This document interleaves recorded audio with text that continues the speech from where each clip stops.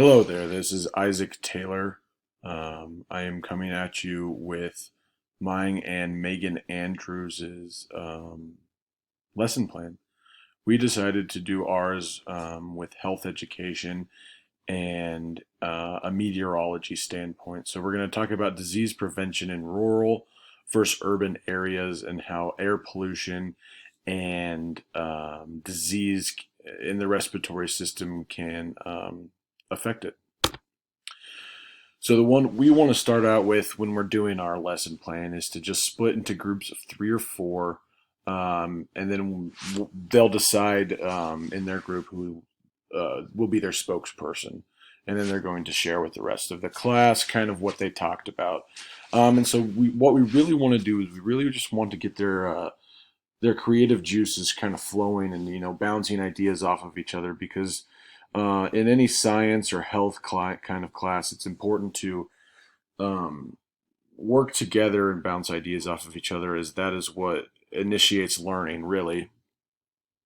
And then it'll help engage the students and really just get them thinking about what they want to do. So some of the questions that they should be discussing is what is clean air? And what is dirty air? What is the relationship between the two, and how does it differentiate from each other? Where do you find clean air or dirty air? Which body system does dirty air affect? Why would it be harmful to breathe in dirty air? How long does it take you to get to a doctor if you're injured or ill? And then what we really want them to do is think about disease prevention. Are illnesses more likely to spread faster in areas with more people? And so we just take maybe 10, 15, 20 minutes to discuss this, get some ideas going. And this would be one of those things where we get into the class period and this is the first thing that we do. So before we even um, get to talking about what the assignment is or anything like that, we'd start off like this so that there's kind of like an icebreaker for them to get going. The next thing we do is after we're done with the group and they share their answers, we would then um, talk about what air quality is. Um, so there's two different types. There's good quality and bad quality, which would then be the clean air and the dirty air. So air contains particulate matter, or PM for short, as we'll talk about that the rest of the time, and gases. Such as dust, smoke, soot, dirt, and salt, just the things that we find in the earth and in our ozone layer at ground level. Air pollution equals particulate matter and gases in the air that are harmful to breathe. And then one thing that we will talk about is air quality index, the AQI. The higher the number, the greater the air pollution and the more hazardous it is for people. It's measured from a scale of 0 to 500. 0 to 50 is healthy, 51 to 100 is okay, and over 100 is considered unhealthy. Um, we will be providing some knowledge with them, but they should have some knowledge of what air is, how disease can be spread through air, what kind of bad things there are in the air, and then what good things there are in the air. How that works in terms of atmospheric pressure and all that kinds of stuff. And so then the next thing we talk about is air pollution. And how does air quality and air pollution go together? Where does it come from? And then the main goal that we want to talk about is urban versus rural. We want to talk about what the city and the country really, the difference is right there. And so, because in the city there's a high population density, in the country there's a low population density. So what is considered bad air and good air in both of those places?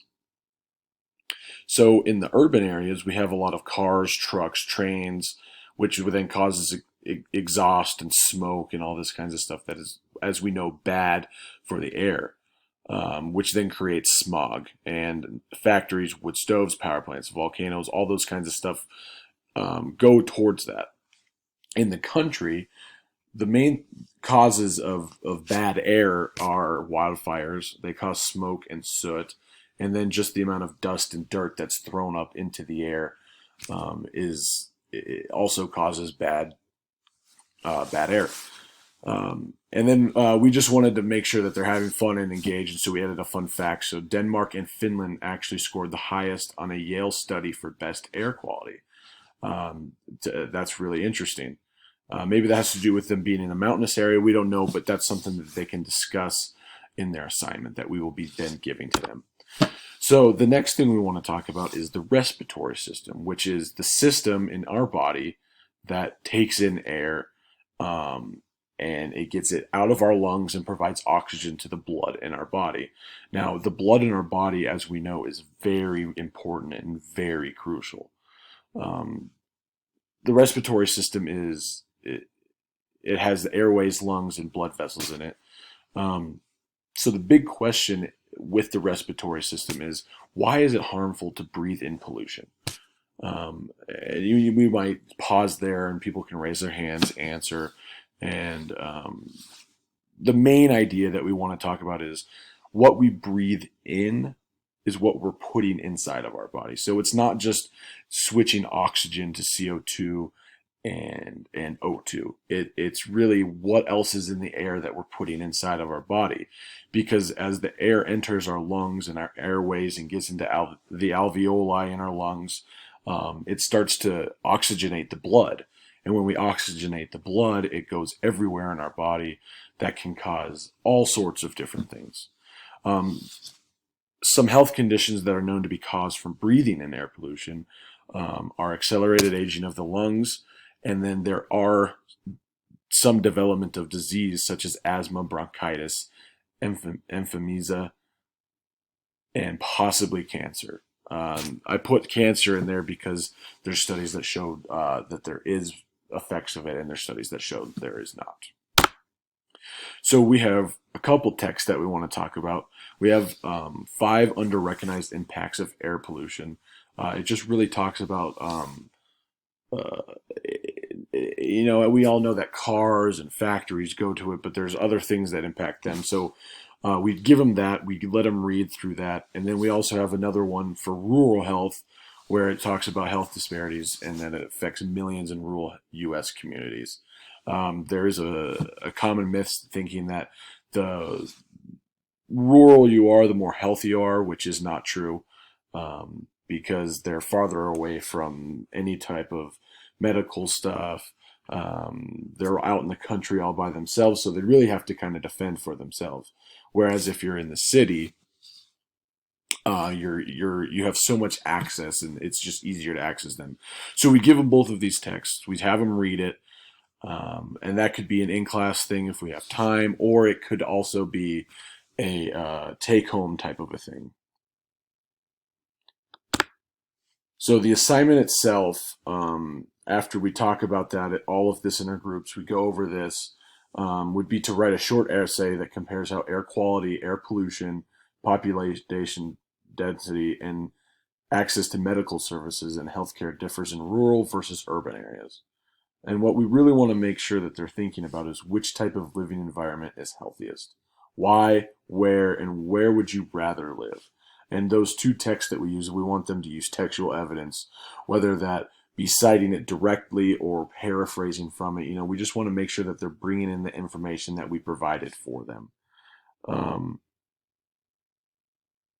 We can either read those in groups, like I said, or it could be a take-home, depending on how much time we have, how many questions we have, what kind of group work we had. I mean, it really just depends on the kind of the class period that we had that day. And these are going to be our references right here that we used to get the information for this PowerPoint from. But the main thing that we want to take away here is the fact that there is a disparity in good air, bad air, and what would be the difference? What would make it better for this individual writing this essay, and why? Thank you guys for listening. We appreciate any feedback that you have for us.